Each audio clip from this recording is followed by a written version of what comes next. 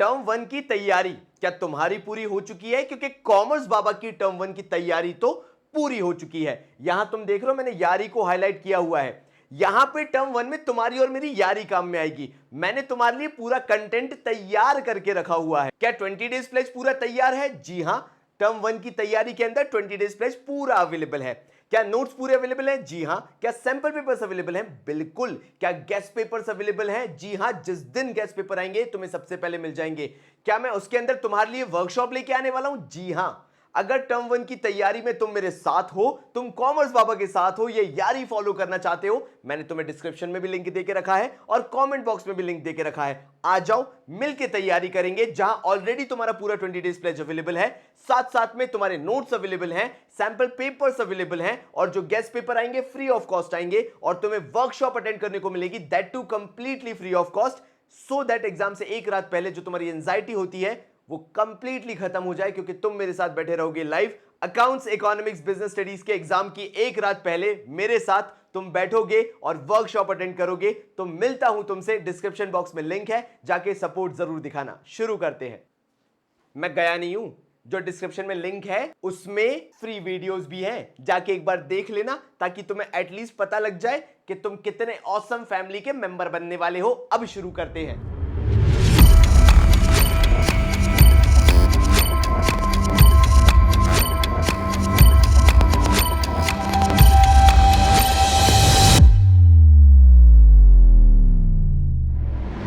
नमस्कार भाइयों, ये आखिरी वीडियो है। सैडली मैं तुम्हें एडमिशन नहीं करा पाऊंगा, क्योंकि मैंने एडमिशन ऑलरेडी तुम्हें करा दिया है। अगर तुमने चेंज इन पीएसआर मेरे साथ किया है तो मैं उसके अंदर तुम्हें सैक्रिफाइसिंग गेनिंग रेशियो करा चुका हूं। अगर तुमने वो किया है तो मतलब अगर तुमने बेसिक कॉन्सेप्ट्स भी किया है तो मैं उसके अंदर तुम्हें पार्टनर्स कैपिटल करा चुका हूं।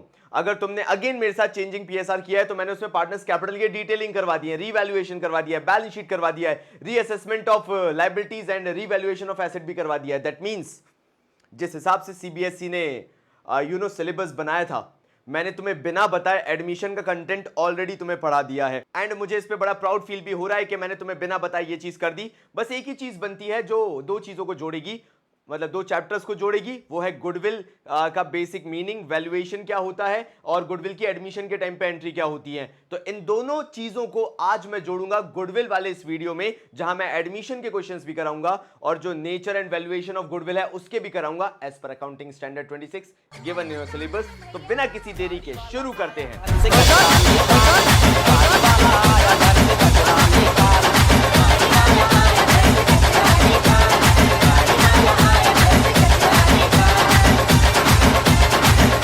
पहले क्वेश्चन से शुरुआत करेंगे और मेरा मकसद यह है कि तुम बस मुझे फॉलो अप कर लो।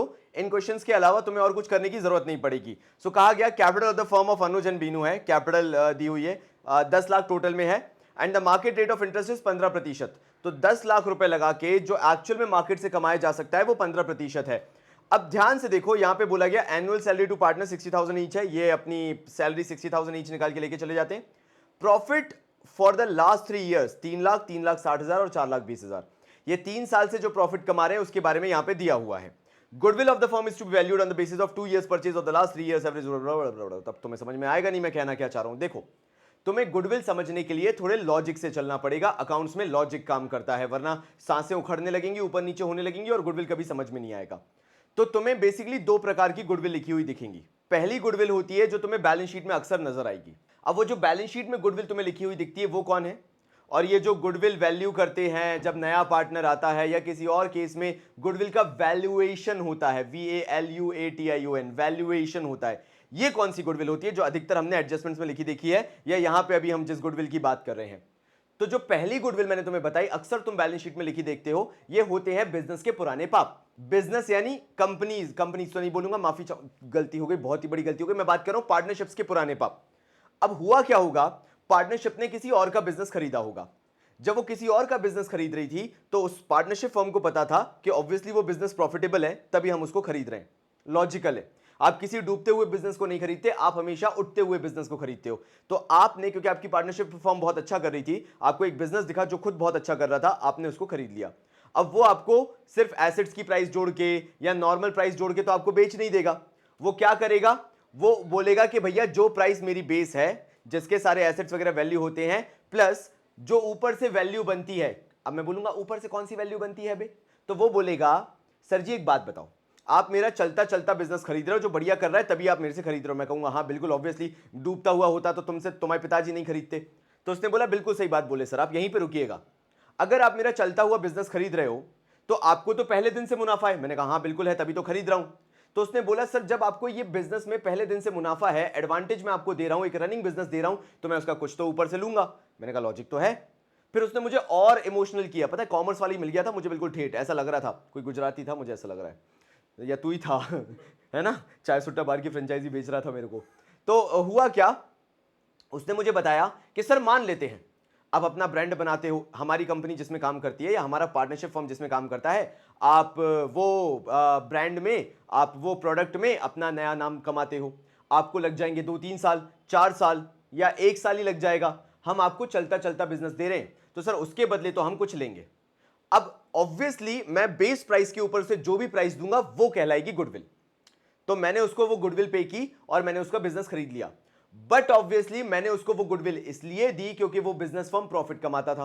अब अगर प्रॉफिट नहीं कमाता होता तो मैं उसको ये गुडविल कभी नहीं देता, डूबता हुआ बिजनेस होता तो बल्कि मैं और सस्ते में खरीदता। गुडविल तो छोड़ दो, बेस प्राइस के ऊपर देने की बात तो छोड़ दो। तो मैंने उसे बेस प्राइस के ऊपर क्यों दिया, क्योंकि मेरा पहले दिन से प्रॉफिट था और वो उसके लिए डिजर्व करता था कि वो अब मैं प्रॉफिट जो पहले दिन से कमाऊंगा, जो मेरी 2-3 साल की मेहनत बचेगी कोई नया बिजनेस खड़े करने में, कोई नया प्रोडक्ट बनाने में, कोई नया ब्रांड डेवलप करने में, वो बिजनेस खरीदने से, रनिंग बिजनेस खरीदने से मेरी 2-3 साल की मेहनत बच गई। तो पहला आता है कि मैंने उसको पे कर दिया। बात ध्यान से सुनना, यहीं से दो रास्ते निकलेंगे, फिर तुम बोलोगे कौन सी गली में मुड़ना है।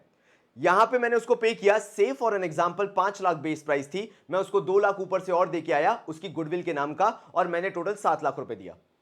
अब जब मैं अपने बिजनेस में पार्टनरशिप फर्म के अंदर एंट्रीज करूंगा, बैलेंस शीट बनाऊंगा, तो मैं हाथ दिखा दूंगा उसकी मशीन लेके आया, चाय मशीन लेके आ गया, लाइट वाइट ले आया, बल्ब ले आया, डिजिटल बोर्ड वगैरह ले आया, सब चीजें ले आया। वो तो मैंने बिल्कुल नाम टू नाम लिख दिया कि भैया इसकी ये प्राइस, इसकी ये प्राइस, इसकी ये प्राइस।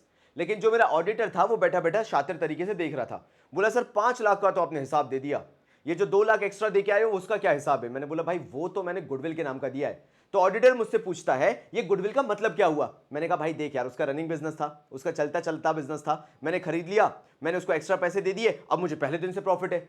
ऑडिटर बोलता है वो सब तो ठीक है, अकाउंटिंग ये भाषा नहीं समझती, अगर तुमने गुडविल का एक्स्ट्रा पैसा दिया है तो वो अब हो चुका है तुम्हारे लिए एक लॉस की तरह।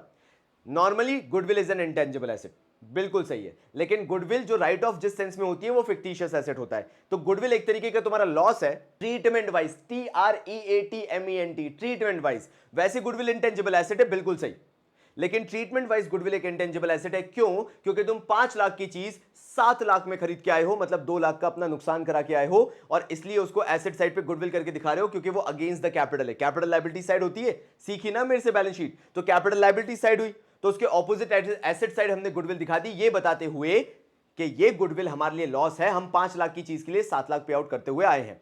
तो ये something which we have paid. तो गुडविल जो बैलेंस शीट में दिखाई जाती है, खबरदार गलत बोला आज के बाद से तो, the goodwill that is being shown in the balance sheet is something that we have paid for. हमने उसके लिए पे किया है, हार्ड कैश पे किया है, तब जाके वो बैलेंस शीट में दिखा रहे हैं हम। तो भैया ये गुडविल जो 2 लाख की हमने बैलेंस शीट में दिखाई, जो तुम बैलेंस शीट में देख रहे हो, ये कितने सालों में राइट ऑफ हो सकती है? तो ये जो अकाउंटिंग स्टैंडर्ड्स वगैरह हैं, AS 26 वगैरह है, ये डिस्क्रिप्शन देते हैं कि ऐसी गुडविल जिसके लिए आपने कोई भी पैसा पे किया है, हार्ड कैश पे किया है, और वो आप अपनी बैलेंस शीट में शो कर रहे हो, उसको मैक्सिमम 5 सालों के अंदर आपको राइट ऑफ करना जरूरी है। तो आई होप ये आप छोटी सी मेरी कहानी सुन लिए होंगे, क्योंकि इसी के बेसिस पे मैं आपको आगे की बात पूरी गुडविल की बताने वाला हूं। जिसने ये सुन लिया उसके लिए गुडविल चैप्टर अभी से खत्म हो गया, चाहे एवरेज प्रॉफिट, चाहे सुपर प्रॉफिट, चाहे कैपिटलाइजेशन ऑफ सुपर प्रॉफिट, फर्क नहीं पड़ता, तुम्हारे लिए यही चैप्टर खत्म हो चुका है, क्योंकि तुम्हें कॉन्सेप्ट पूरा समझ में आ गया। तो जो मैंने बताया जरा उसको और ध्यान से सुनो। अब मैं बात करता हूं वैल्यूएशन ऑफ गुडविल की, जो कि यहां पे मैं तुम्हें करवाने वाला हूं। यहां पे गुडविल को वैल्यू किया जा रहा है, क्यों? वही सम अदर रीजन यार, मे बी अभी वो कैश पे नहीं किया है तुमने, तुम अभी खरीदने के प्रोसेस में हो, वही 5 लाख का बिजनेस 7 लाख में खरीद रहे हो, अभी पैसा पे नहीं किया है, तो उस बंदे को कैलकुलेट तो करना पड़ेगा उसकी गुडविल। तो उसके लॉजिक्स क्या होते हैं, ये सारे इन एग्जांपल्स में जो मैं करवाने वाला हूं, या जो तुम बोलो इन सारे क्वेश्चंस में है, जिसके अंदर मैं बताऊंगा कि how you have to calculate goodwill. अगर तुम अपना बिजनेस किसी और को बेच रहे हो, तो मैं तुम्हारा बिजनेस, जो भी तुम्हारा बिजनेस, MBA चाय वाला हो तुम, तो मैं बोल रहा हूं यार, सॉरी और चाय सुट्टा बार बोलूंगा तो वो बोलेंगे बाबा जी गंदी बातें करो, आप सुट्टे की बातें करो, तो मैं वो नहीं कर सकता। तो MBA चाय वाला की मैं बात करूंगा, चाय सुट्टा बार भी एक ब्रांड है, लेट्स टॉक अबाउट MBA चाय वाला। तो एमबीए चाय वाला का अगर जो भी मॉडल वगैरह देखें ऐसे ही देख लेते हैं। तो भैया क्या है, प्लान कर रहे हो तुम एमबीए चाय वाला की फ्रेंचाइजी लेने की। सो एमबीए चाय वाला जो अपनी गुडविल वैल्यूएशन करता है, जरा उसके बारे में अब अपन बात करते हैं, ठीक है। अब क्या होगा अगर तुम्हें उसका पूरा बिजनेस टेक ओवर करना है तो तुम कुछ इस तरीके से बात करना चालू करोगे। तो देखो यार, अनुज एंड बीनू जो है वो 10 लाख की कैपिटल लगा के बैठे हुए हैं। उन्होंने ये कैपिटल लगाई है, मान लो ये एमबीए चाय वाले हैं, ठीक है। इन्होंने 10 लाख की कैपिटल लगाई हुई है। इन्हें मालूम है कि मार्केट से रेट मिलता है 15% का। बात बड़े ध्यान से सुनना, ये एनुअल सैलरी वगैरह निकालते रहते हैं, 60,000 ईच ये अपनी सैलरी ले जाते हैं। अब प्रॉफिट्स जो इनको लास्ट 3 साल में हुए, एमबीए चाय वाले को जो प्रॉफिट हुए, ये अपने गुडविल वैल्यूएशन के लिए ये सारे कैलकुलेशन कर रहे हैं। तो 3 साल का प्रॉफिट है 3,60,000 और 4,20,000 का। अब गुडविल उन्हें कैलकुलेट करनी है 2 years purchase of the last 3 years average super profit. 2 years purchase पे गुडविल वैल्यूएट करनी है। अब ये 2 इयर्स परचेज क्या हुआ उसकी बात ध्यान से सुनो। एमबीए चाय वाले को लगता है, जो हमने बिजनेस यहां पे ओपन करके रखा है, अगर कोई सिमिलर काइंड ऑफ बिजनेस में आता है बिना हमें परचेज किए, कोई नया ब्रांड चालू करता है, उसको कम से कम 2 साल लग जाएंगे, कम से कम 2 साल लग जाएंगे उतनी प्रॉफिटेबिलिटी पे आने पे जितने में हम अभी से बैठे हुए हैं, अगर कोई हमें ही खरीद ले तो। ये एमबीए चाय वाला बोल रहा है, if somebody will by us right now, वो पहले दिन से प्रॉफिट कमाएंगे। अगर वो अपना ब्रांड उसी फील्ड में एस्टैब्लिश करते हैं, चाय की फील्ड में एस्टैब्लिश करते हैं और उसको फिर ग्रो करना चालू करते हैं, उन्हें 2 साल लग जाएंगे हमारे लेवल तक आने के लिए।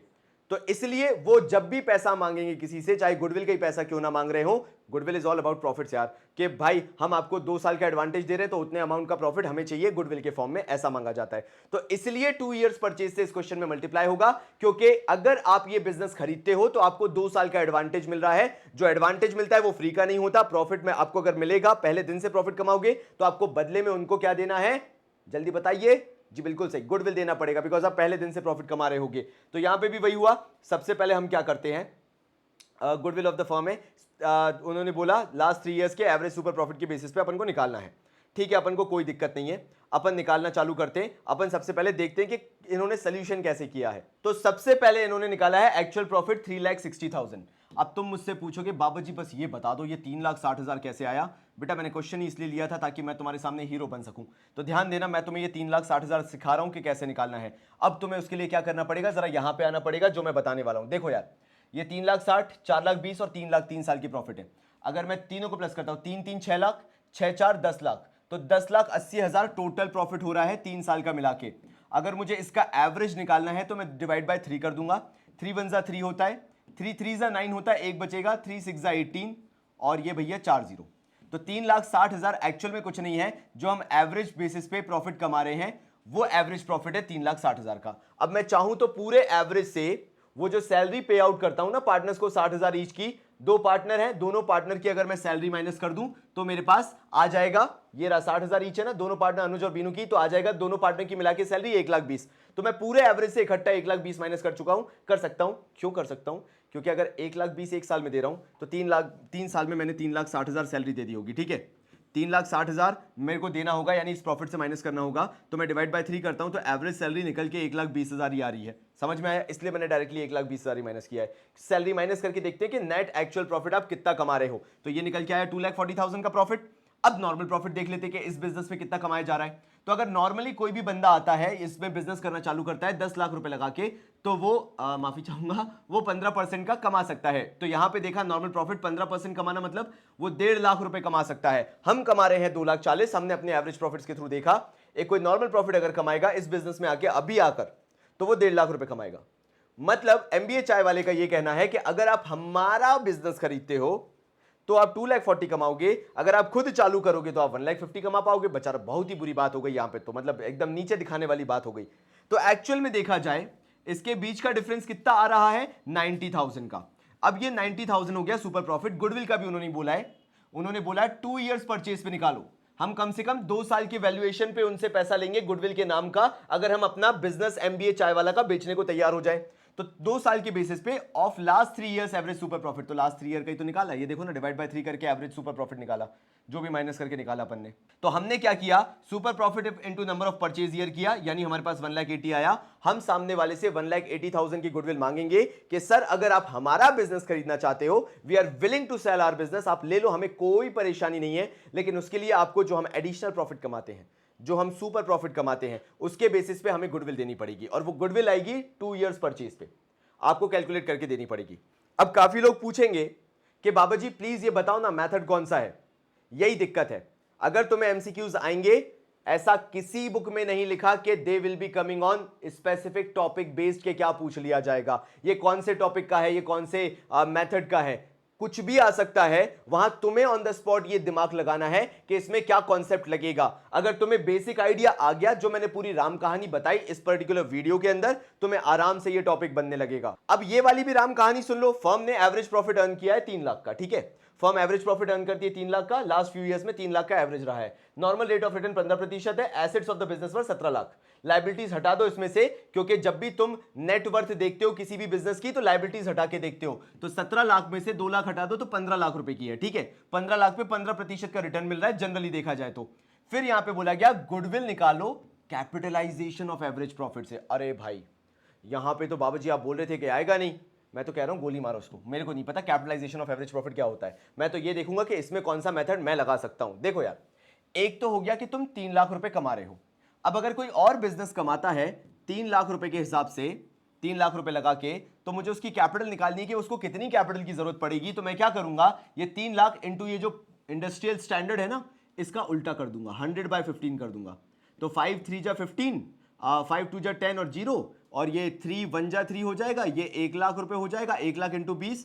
अरे भाई अगर किसी को ये वाला बिजनेस करना है तो उसके लिए 20 लाख रुपए चाहिए। मतलब जितना मैं प्रॉफिट कमा रहा हूं 3 लाख का, उसके लिए तो भैया 20 लाख की कैपिटल चाहिए ही चाहिए एनी हाउ। और भैया यहां पर अगर देखा जाए, हमने कितनी की कैपिटल लगा के रखी है, 17 लाख माइनस 2 लाख के हिसाब से हमने तो बस 15 लाख रुपए की कैपिटल लगा के रखी है। और हम 15 लाख की कैपिटल लगाकर उतना प्रॉफिट कमा रहे हैं जितना कोई अगर नया बिजनेस इस मार्केट में घुस जाता है तो उसको उसके लिए 20 लाख रुपए लगाने पड़ेंगे। तुम समझ रहे हो, यहां पे वेटेज समझो, तभी तुम्हें समझ में आएंगी चीजें, वरना समझ में नहीं आएंगी। मैं एक बार फिर से समझाता हूं। हम 3 लाख का प्रॉफिट कमा रहे थे, मैंने बोला प्रॉफिट से प्रॉफिट को मल्टीप्लाई कर दो। ये मैंने प्रीवियस रेशियोज के चैप्टर्स में पढ़ाया भी है कि प्रॉफिट से प्रॉफिट कैसे मल्टीप्लाई होता है। जब मैं ग्रॉस प्रॉफिट बता रहा था ऑन कॉस्ट करके, तो उसमें मैंने बताया था ग्रॉस प्रॉफिट से उसी के परसेंटेज का रेसिप्रोकल मल्टीप्लाई किया था मैंने। यहां पे भी मैंने वही किया है। 3 लाख का हमें क्या हो रहा था प्रॉफिट, हमने जो मार्केट स्टैंडर्ड 15% का प्रॉफिट रेट है उसी के ऑपोजिट से इसको मल्टीप्लाई कर दिया। इससे हमें क्या पता चला कि हमें कैपिटल कितनी चाहिए है, एंटिसिपेटेड कैपिटल कितनी है, तो वो निकल के आई 20 लाख। यहां क्वेश्चन में क्लियरली दिया है कि हमने लगा के रखे 17 लाख के एसेट्स, 2 लाख की लायबिलिटीज, माइनस करने के बाद पता चलता है कि हमने लगा के रखे 15 लाख रुपए। इसका मतलब यह भी है कि अगर कोई नया आता है तो वो चमत्कार 3 लाख का, अगर उसे 3 लाख का प्रॉफिट कमाना है तो 20 लाख रुपए लगा के ही कमा सकता है, अदरवाइज वो नहीं कमा पाएगा। तो भाई यहां पे तो बात बहुत ही अलग हो गई, क्योंकि मैंने इतना सब कुछ स्किप करते हुए सीधे तुम्हें ये 5 लाख का 2 मिनट में आंसर निकाल के दे दिया। तुम्हें ये सब जानने की जरूरत ही नहीं है, भगवान जाने क्या क्या अजीब अजीब सा लिख रखा है। मैंने तुम्हें डायरेक्टली 5 लाख आंसर निकाल के दे दिया एक सिंपल मेथडोलॉजी से, जहां तुम्हें किसी फॉर्मूले की जरूरत नहीं है। और अगर ऐसे अकाउंट्स नहीं आती तो टर्म 1 में तुम भूल जाओ कि तुम अच्छे मार्क्स स्कोर कर सकते हो। बहुत सिंपल मेथडोलॉजी थी, बहुत सिंपल मेथडोलॉजी। हमने कुछ नहीं किया, अपने ड्रीम वर्ल्ड में गए। अच्छा 3 लाख का प्रॉफिट अपन कमा रहे हैं, अच्छा देखें तो इसके लिए कैपिटल रिक्वायरमेंट क्या है। ओरे बाबा इसके लिए तो कैपिटल रिक्वायरमेंट 20 लाख है, बट हम तो कितनी लगा के बैठे 15 लाख। हम 15 लाख में चमत्कार कर रहे हैं, कोई और आएगा तो उसको 20 लाख की जरूरत पड़ेगी। प्रॉफिट के हिसाब से देखा हमने तो वहां पे पता चला कि 5 लाख रुपए का हमें एडवांटेज है। तो हम 5 लाख बिना लगाए, समझ रहे हो, 15 लाख हमने लगाए, 5 लाख बिना लगाए हम आखिर कैसे कमा रहे हैं इतना पैसा। वो बाकी, क्योंकि मार्केट को 20 लाख की जरूरत है, हम वो 15 लाख में कर पा रहे हैं। क्यों? बिकॉज 5 लाख की बाकी बची हुई हमारी मार्केट में गुडविल है। बहुत ही शानदार। तब तक के लिए बहुत सारा प्यार और धन्यवाद।